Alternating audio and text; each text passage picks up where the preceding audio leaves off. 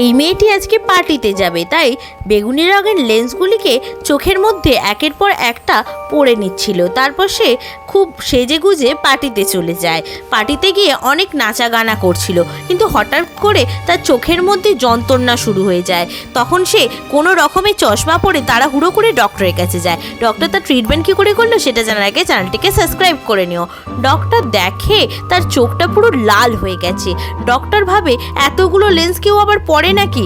নোংরা হয়ে যাওয়ার কারণে চোখটিকে ক্লিনজার দিয়ে পরিষ্কার করে চোখের ময়লাগুলিকে কটন স্টিক দিয়ে বার করে নিয়ে চোখের পাতাটাকে এইভাবে টেনে ফেলে দেয়।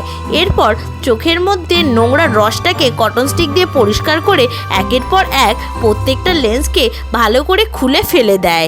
এরপর চোখের মধ্যে একটি ফুলা অংশকে ভালো করে ফাটিয়ে সেখানের পুঁজটাকে বার করে নিয়ে চোখে একটি ড্রপ ঢেলে দিতে মেয়েটি সম্পূর্ণভাবে সুস্থ হয়ে ওঠে।